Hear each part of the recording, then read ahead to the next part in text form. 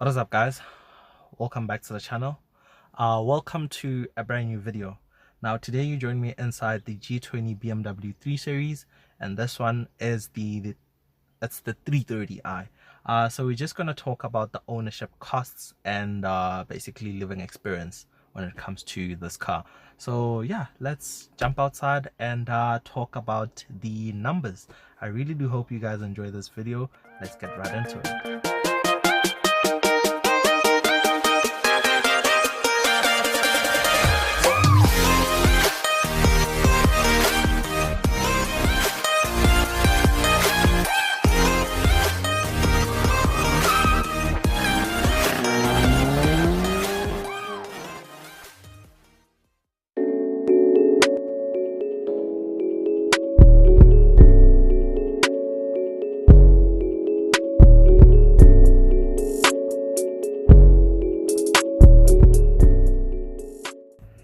So this 3 Series is finished in a very beautiful color called mineral white, and it looks really nice in the sun. It has a bit of a bluey shade when the sun's rays hit it properly at an angle. So the owner purchased this particular vehicle for about 740,000 rands. The car had just over 40,000 kilometers on the clock. Now, brand new, the G23 Series comes with a 2-year unlimited mileage warranty and a 5-year 100,000 kilometer service plan. This particular car is a 2019 car, so it is out of warranty, but the service plan still stands, I think, up until 2024, something like that, or unless if he manages to reach 100,000 kilometers before that year. So in terms of servicing, obviously it's still free because the car is still under plan. So when it comes to financing, he got an interest rate of about 9%, I think 9.75% to be exact. That was his interest rate. So to finance the vehicle, he pays about 13,000 rands, and his insurance premium is about 1,600 rands. So this is his daily driver. So he drives this car all the time to go to work, even on weekends. So he does spend a decent amount of money on fuel. So fuel consumption, BMW claims 6.4 liters per 100 kilometers. The car has a 59-liter tank, so it's a very big tank. With current fuel prices, it costs him about 1,300 to 1,400 rands for a full tank. In the real world, he actually averages around 8 to 10 kilometers 8 to 10 liters per 100 kilometers. So that's what you're looking at in the real world. Now remember, the car does have a decent amount of power, which is 190 kilowatts and 400 newton meters of torque, being the 330i.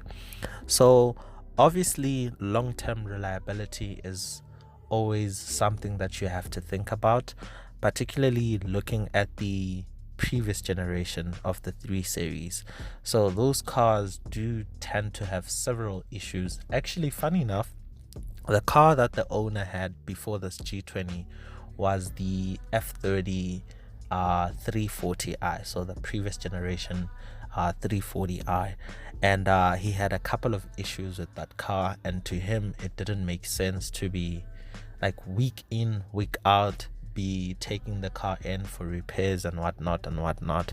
It was just too much of a burden to him, so he decided to get something new. I think he's had this G20 for a couple of months now, but so far it's still running well. But remember, the G20s are still fairly new. They haven't done a lot of mileage, so at the moment there still isn't any known common issues with these cars, or not that I could find any. But in the long term, that is something that you have to think about we'll see once these cars start doing like proper high mileage. But yeah, that's pretty much what the owner is spending on this particular car. At the moment, the car is absolutely flawless.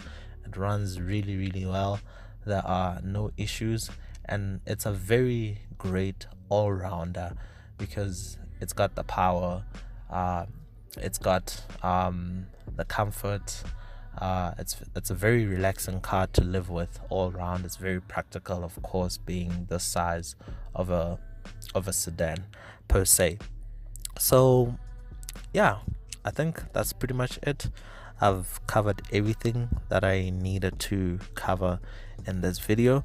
Do let me know in the comments down below what you think about the G20, or for this money that he paid, what would you have rather gotten instead of a G20 3 Series? Because there are a lot of cars that you can get, especially hot hatches, and maybe even a small SUV or some kind of nice crossover or whatever. So there's so many options in this kind of price range, but personally I don't think there's a lot that can beat the G20 3 Series. It's a very nice, it's a very stylish car.